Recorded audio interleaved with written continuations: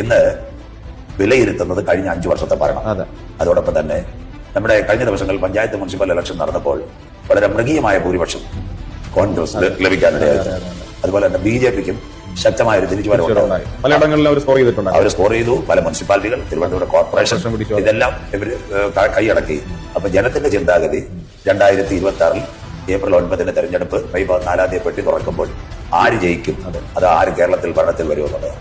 അതിന്റെ അവലോകനത്തിലേക്ക് വരുമ്പോൾ ഇന്ന് ഞങ്ങൾക്ക് ഈ സെക്ഷനിൽ പറയാനുള്ളത് 2 പേര് ഒരു 0.5 അല്ലെങ്കിൽ വെറും 4-5% വേരിയേഷനിലേക്ക് പോയിക്കൊണ്ടിരിക്കുന്നത്.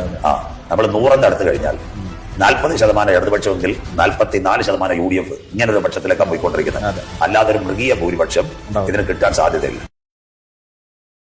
അതിലെനിക്കൊരു ചെറിയ സംശയമുള്ള കാര്യം, 2 ഫാക്ടേഴ്സ് ഉണ്ട്. ഒന്ന്, കഴിഞ്ഞ 3 തെരഞ്ഞെടുപ്പുകളിൽ LDFന് 60 ഉറപ്പ് സീറ്റുകളും UDFന് 40. അപ്പോൾ ഇത് 71 എത്തണം UDF അധികാരത്തിൽ വരാൻ. LDFന് 11 മതി. അപ്പോൾ കയ്യിലുള്ളത് നിലനിർത്തിക്കൊണ്ട് ഇവിടെ 41 31 പിടിക്കണം, മറ്റവർക്ക് 11 പിടിച്ചാൽ മതി. അതിന് അവർ സൂത്രപ്പണിയും ചെയ്തു. 55 സിറ്റിംഗ് MLA-മാർക്ക് സീറ്റ് കൊടുത്തു.